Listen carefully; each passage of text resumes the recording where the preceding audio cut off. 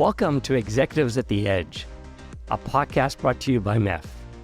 I'm your host, Pascal Menezes. Join me as we explore thought-provoking perspectives from the leaders and changemakers who are propelling enterprise digital transformation forward.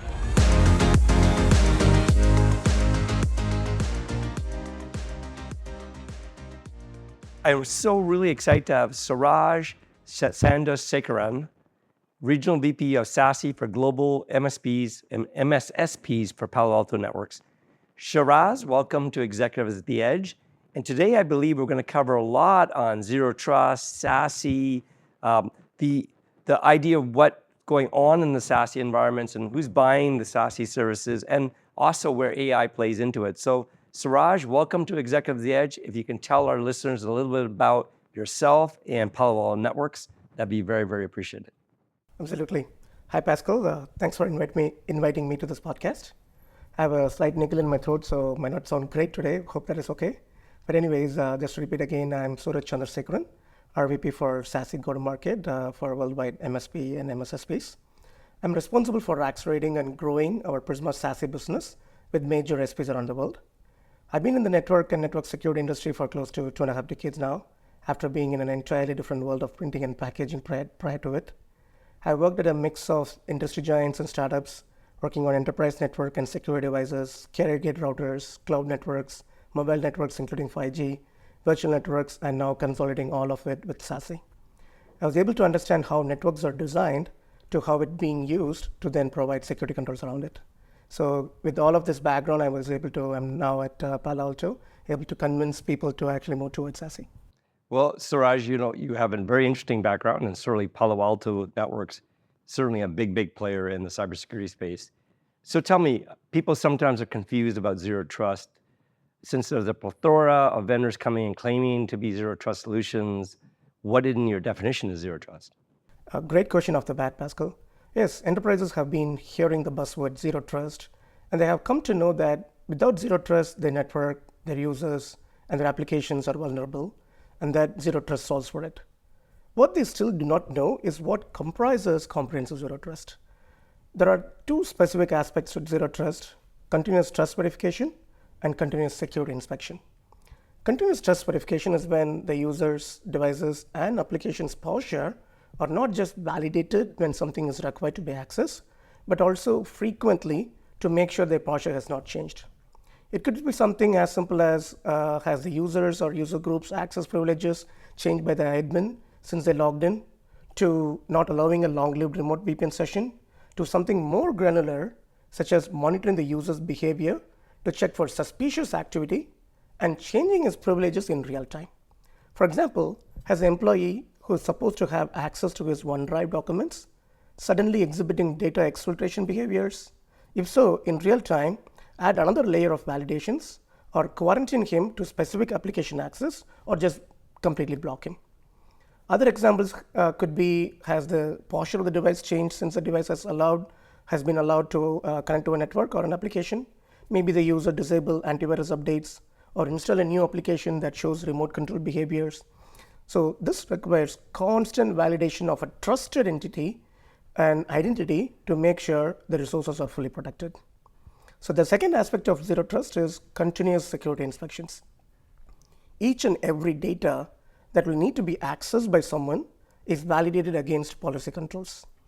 This requires full integration with CASB and DLP, as well to provide granular activity control, as well as sensitive data control.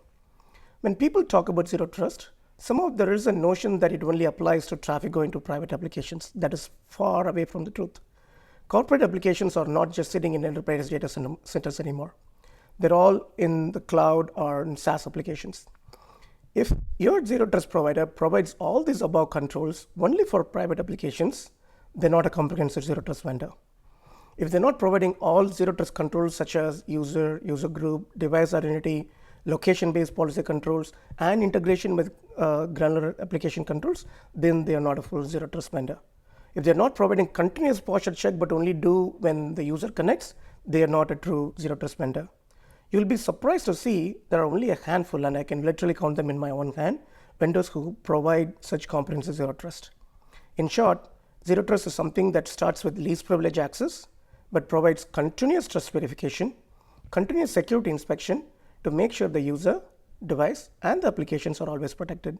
So my suggestion to enterprises looking for a zero trust solution is to have zero trust in selecting the vendor. So what do I mean by that is do your due diligence with use cases covering the aspects I just mentioned, and then select the most comprehensive vendor. So, Suraj, I was on a flight, I think going to some other destination in Europe, not recently, but probably a few months ago. And I ran into this guy who was sitting next to me. He was overlooking my laptop. And it was very interesting because I talked about zero trust with him. And he came from the FIDO Alliance, thinking about the FIDO Alliance, Yep. To do passkey and authentication. And he told me, and I've just read recently an article that the biggest ways threat actors are coming in now is to stealing credentials. So even if I have a zero trust environment, my credentials hacked, Yep. then it doesn't Not useful matter anymore. Exactly. So what's your thoughts on that? Because we know we have passkey from FIDO Alliance. They believe that should be the essence of how you handle credential management.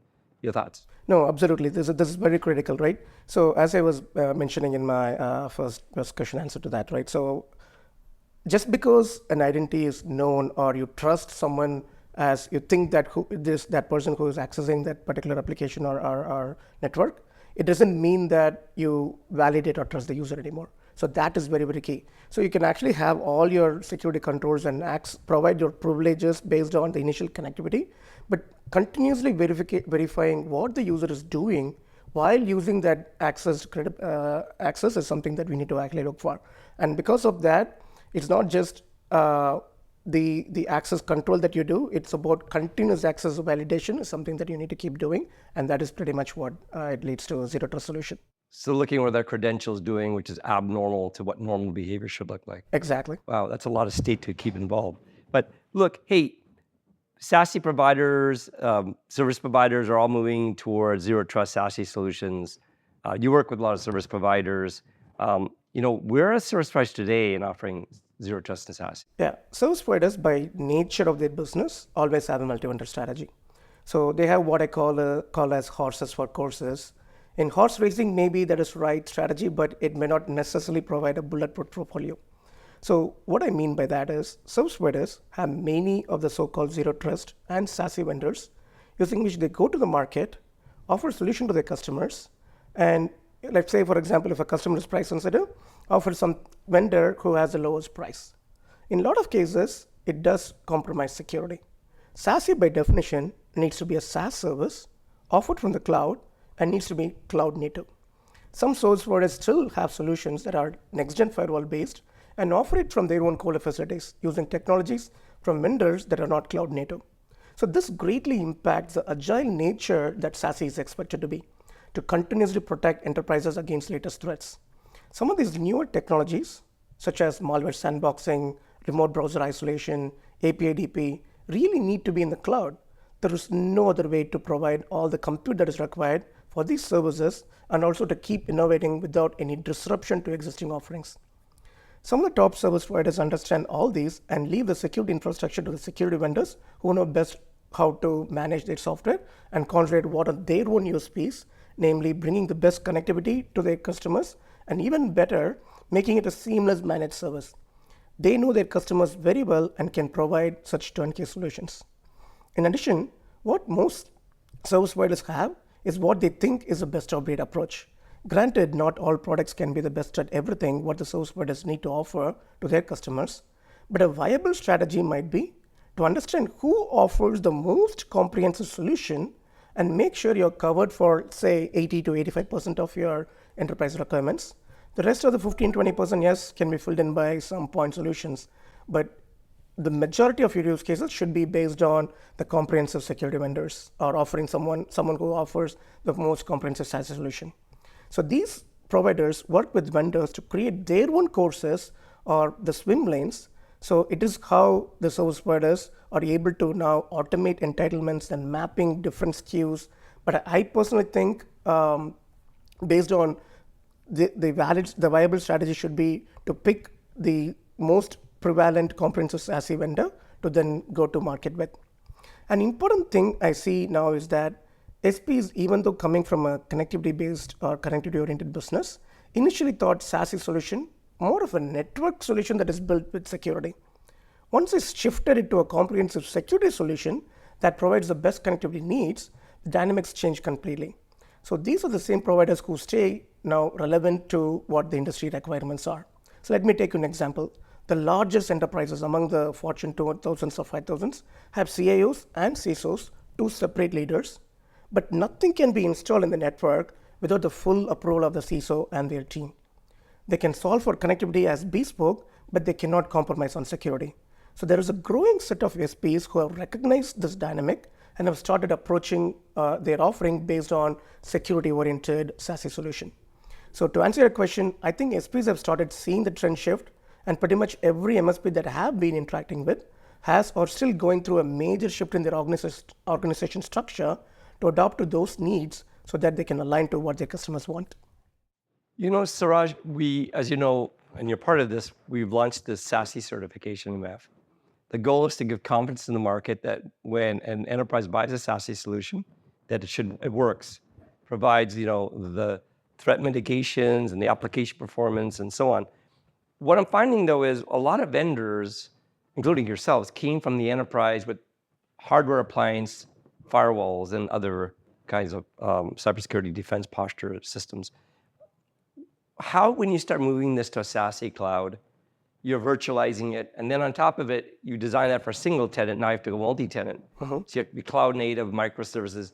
Does that mean these SASE vendors that really have to be truly SASE have to rewrite all their code to microservices and have multi-tenancies and manage all that? Is that and the performance that has to be done with so many tenants coming in to a SASE cloud? What's your thoughts on that?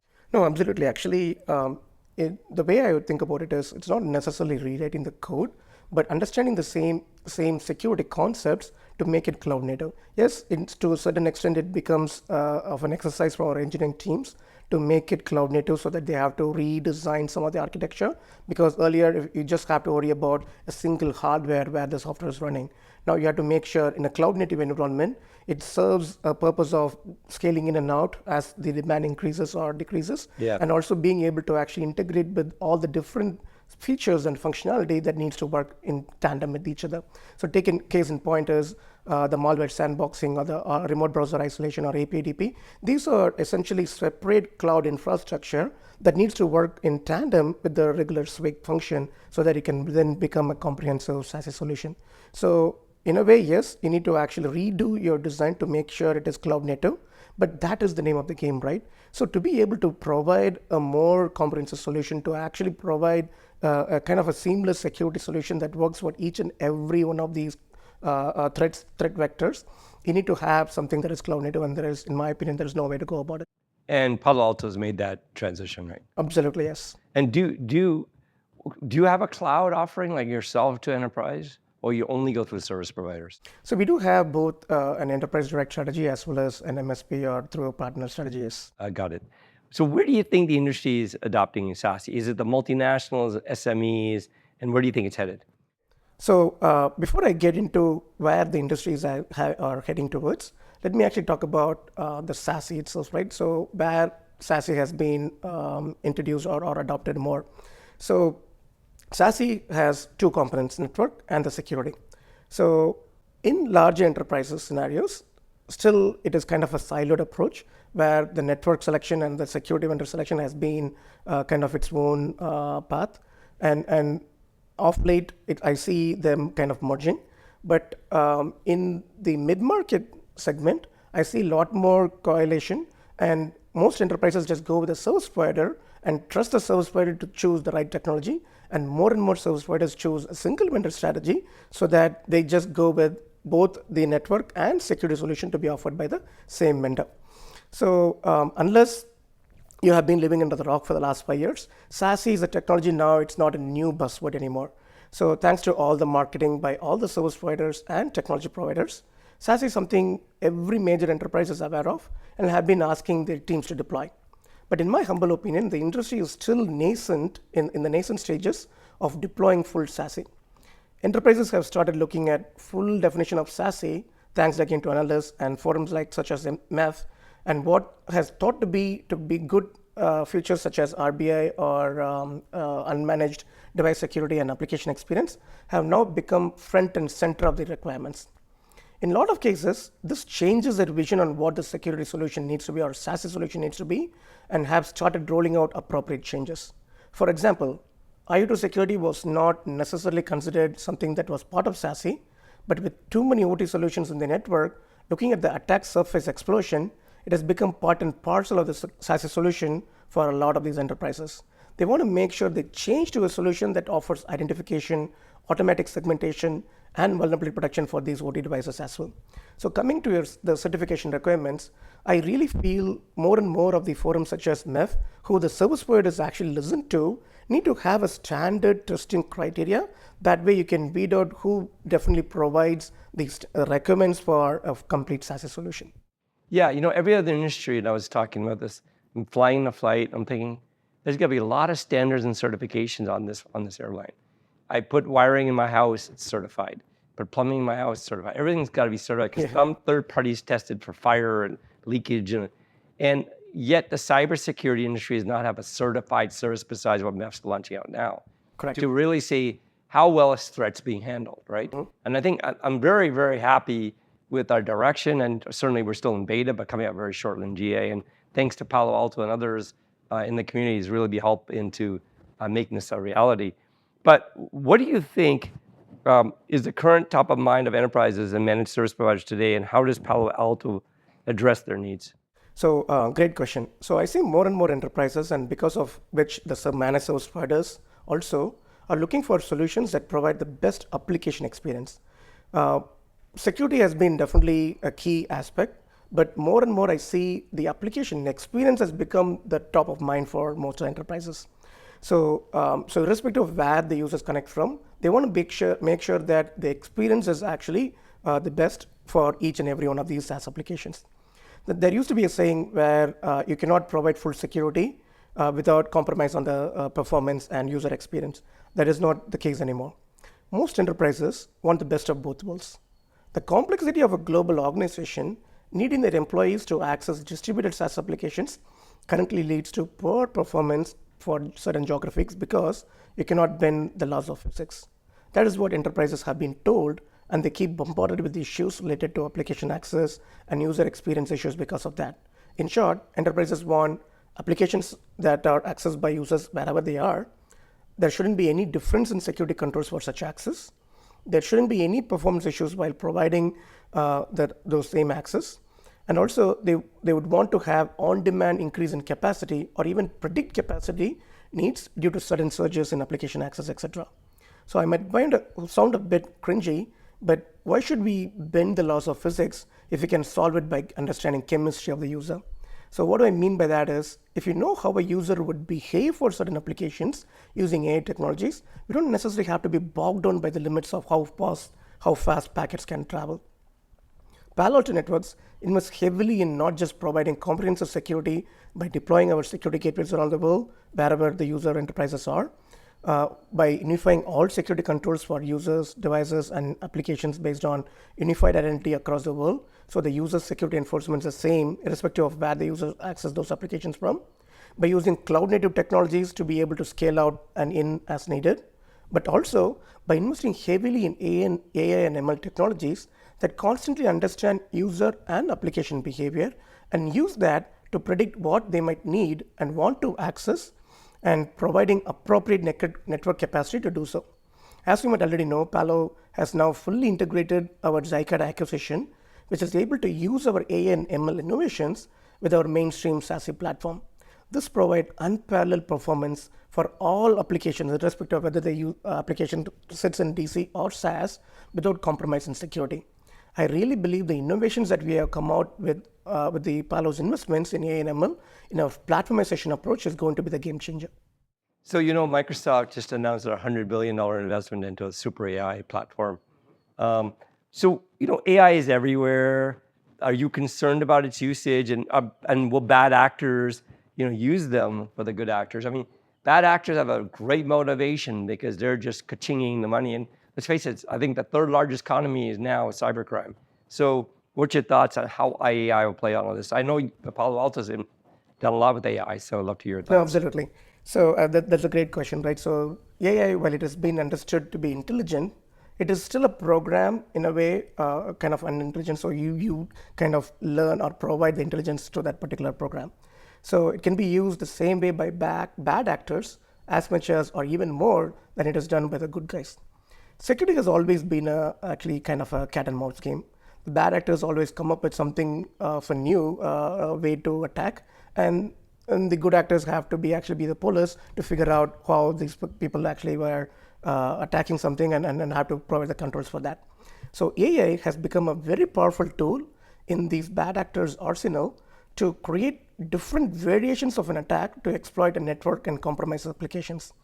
Be it in crafting the most legitimate looking phishing emails, to being able to do effective social engineering, to find needs to some kind of a vulnerable entry points, to crafting variations on an attack based on its success or failure.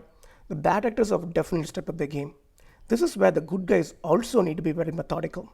So while I'm kind of concerned about AI in general and its usage, I definitely think this just provides a massive opportunity for vendors who devise the best strategy against such attacks. For example, one of the most devastating use of AI technologies today is creating deepfakes for different purposes.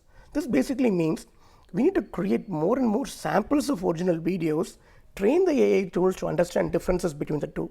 So the old adage of there is no perfect crime still holds true, but the need is not without its challenges. This reminds me of a famous, the famous Frank Abagnale, the con artist who exploited multiple banking and other security systems. So what did we eventually do? Hire him as a security consultant. White Hat Hackers has always helped in creating a stronger security infrastructure. Likewise, AI tools need to be constantly trained on figuring out to act as what a malicious actor would or threat actor would do, and figure out ways that code could be exploited so that it can detect the exploitation attacks, for example. So unless we actually create a huge set of good things or a set of things that the AI could be trained on, you will never be able to actually comprehensively figure out the good from the bad or vice versa. So the key is to make sure you invest in the best vendors. For example, Palo Alto's AI technologies are based on training data from 3.5 billion new and unique events every single day. So we have such massive data using which we train our AI engines to differentiate all the good and the bad and be most effective in proactively stopping threats. And the AI systems that we actually use is across all the different security portfolio that we actually have. So we have about 10 years worth of AI innovations in this field to be able to provide a more comprehensive approach, to be able to actually figure out the bad guys, even in an AI situation, and be always at the top of the game. Well, Suraj, thank you for this episode at Executives at the Edge. Really incredible insights. I know Palo Alto Networks is one of the top vendors in the cybersecurity field, and we're very grateful. And look forward to you participating. You're participating on our technology advisory board, Palo Alto and yourself, and look forward to working with you some more. So thank you. Thanks again for having me here, Pascal. Really appreciate it. Thanks for joining us for Executives at the Edge. Don't miss an episode. Subscribe today. Share online a review. Find all our episodes on your favorite podcast platform and at MEF.net.